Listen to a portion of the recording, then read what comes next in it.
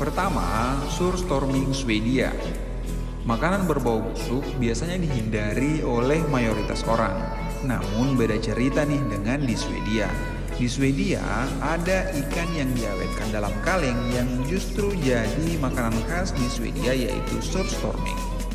Surströmming adalah ikan haring Baltik yang difermentasi, disimpan lebih dari 6 bulan yang dicampur dengan garam dan asam laktat.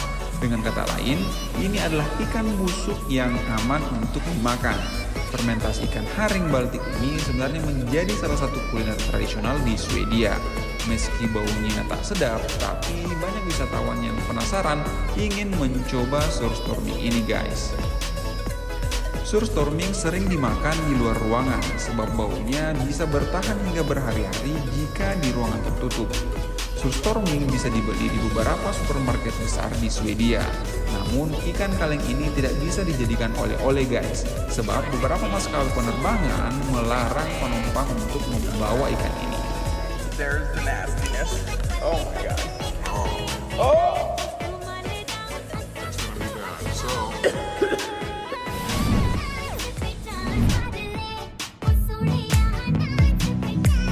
Yang kedua, gurita Korea. Sanaki merupakan jajanan Korea yang populer. Kuliner ekstrim ini berupa gurita yang dimakan hidup-hidup guys. Meski berbahaya, jajanan ini punya banyak penggemar.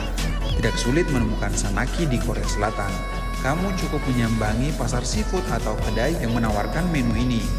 Meskipun terdengar sederhana, tapi dibutuhkan nyali yang besar saat menyantap gurita hidup ini, apalagi kalau ukurannya besar.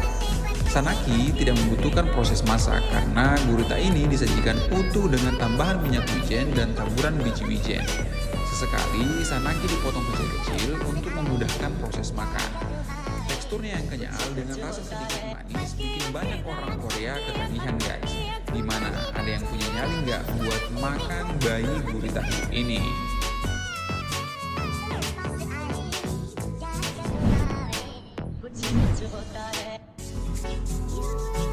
Yang ketiga, tikus panggang. Tikus panggang populer di beberapa negara seperti Vietnam, Thailand, Cina, dan Kamboja. Di sana, daging tikus jadi makanan sehari-hari yang bisa digoreng, direbus, sampai dipanggang. Tikus dianggap sebagai alternatif karena harganya cukup murah dibandingkan dengan sapi.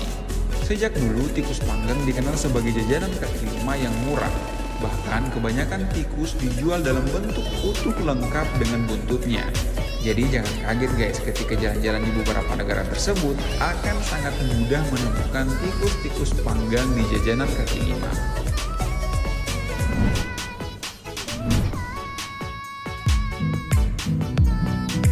Casu marzu Italia. Casu marzu atau dalam bahasa Indonesia yaitu keju busuk. Dibuat seperti keju pada umumnya. Bedanya, keju tersebut menggunakan bahan dasar susu kambing dan didiamkan setelah selesai mengalami proses pengolahan. Pada masa didiamkan tersebut, casu marzu dibiarkan agar dikerubungi serangga. Larva mereka kemudian dibiarkan tumbuh berkembang. Katanya nih, semakin banyak larva yang tumbuh dan berkembang di casu marzu akan terasa lebih nikmat. Jangan mual dulu ya. Ribuan atau bahkan puluhan ribu belatung pada casu marzu katanya bisa membuat tekstur keju yang creamy dengan cita rasa dengan aroma yang khas. Casu marzu biasanya dikonsumsi ketika momen-momen spesial seperti perayaan ulang tahun dan juga pernikahan. Gimana, tertarik untuk coba yang satu ini guys? Guarda, non si sa perché è vietato sto formato. mo se lo mangiano tutto.